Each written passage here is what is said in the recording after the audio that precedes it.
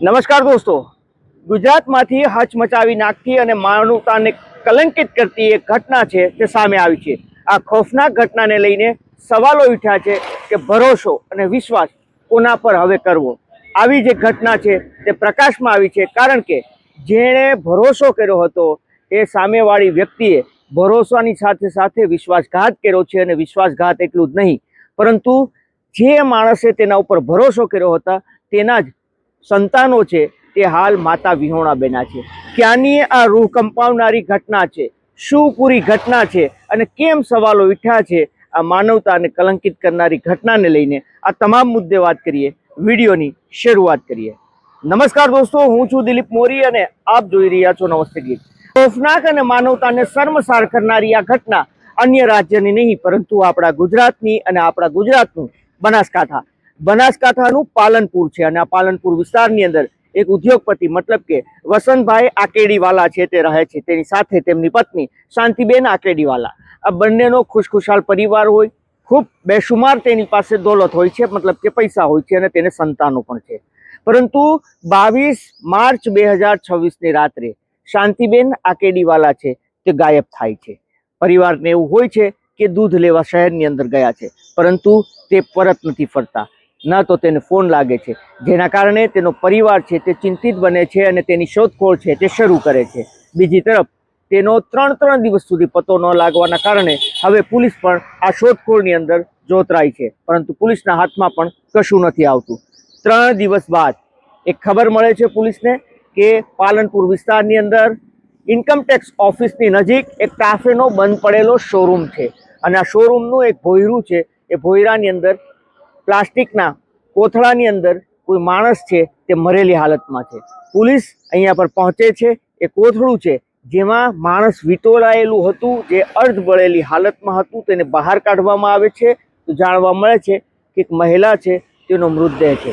Police આ પરિવાર જે છે વસંતભાઈનો તેને બોલાવે છે તો ઓળખ થાય છે કે અન્ય કોઈ નહીં પરંતુ શાંતિબેન આકેડીવાલા છે। તેનો પતિ છે તે ત્યાં તૂટી પડે છે અને રસ્તા વચ્ચે જ ચોધાર આંસુ છે તે વહાવતો જોવા મળે છે। આ દ્રશ્યો પણ ત્યાં સોશિયલ મીડિયાની અંદર વાયરલ થાય છે। સવાલ એ હતો કે છેલ્લા 3 દિવસથી આ જે શાંતિબેન છે તેનું કોણે અપહરણ કર્યું હતું અને કોણે તેની હત્યા કરી છે અને હત્યા કર્યા બાદ તેનો સંપૂર્ણપણે મતલબ કે પુરાવાનો નાશ કરવા માટે તેની લાશને આગ લગાવી દેવામાં આવી છે। આ તપાસમાં પોલીસ છે તે જોતરાય છે। સીસીટીવી ફૂટેજ હોય, તેના ફોન ડિટેલ્સ હોય, અન્ય ખબરીઓની પૂછપરછમાં એ સામે આવે છે કે આ જે શાંતિબેન આકેડીવાલા છે તે પાલનપુર વિસ્તારની અંદર એ રાત્રે 22 તારીખની રાત્રે એક મહિલા છે જેને મળવા માટે ગયા હતા અને આ મહિલાનું નામ છે રેખાબેન। રેખાબેનને ત્યાં એક હનુમાન ટેકરી વિસ્તાર છે, ત્યાં તેનો ફર્નિચરની દુકાન છે જ્યાં તેને બોલાવ્યા હતા, પરંતુ ત્યાં તે ગયા બાદ પરત નહોતી આવ્યા।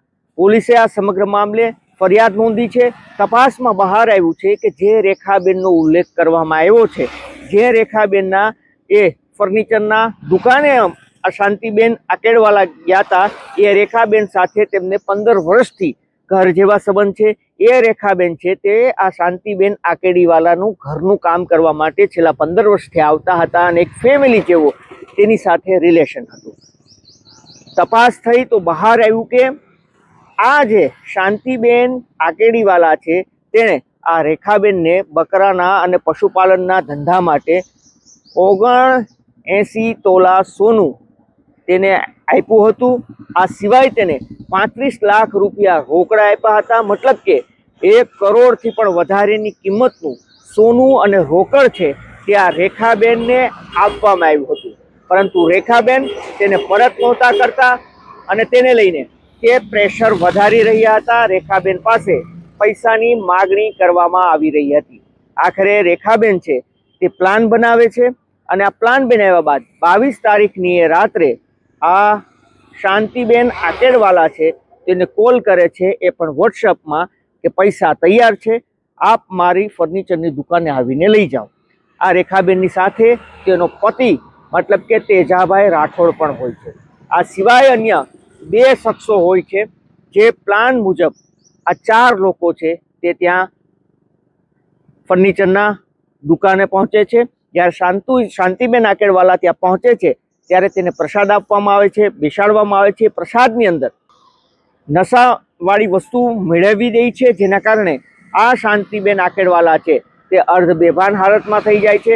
ત્યારબાદ તેનો ક્લચ વાયરથી તેનું ગળું છે તે આ બે યુવાનોને ત્યાં રાખવામાં આવ્યા હોય છે, જ્યાં નજીકના દેલવાડા ગામના હોય છે।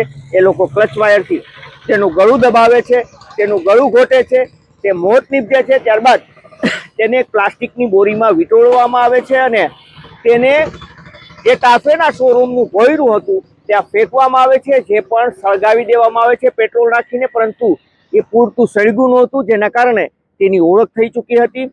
આખરે પોલીસે આ સમગ્ર મામલે આ રેખાબેન અને તેના પતિ તેજાભાઈ રાઠોડ વિરુદ્ધ ફરિયાદ નોંધી છે। આ સિવાય બે અન્ય લોકો છે જે પણ આ હત્યામાં સામેલ હતા, તેમની સામે પણ હત્યાનો અને પુરાવાના નાશ કરવાની આ ચારેય સામે પોલીસે ફરિયાદ દાખલ કરી છે અને તેને પકડવા માટેની તજવીજ શરૂ કરી છે।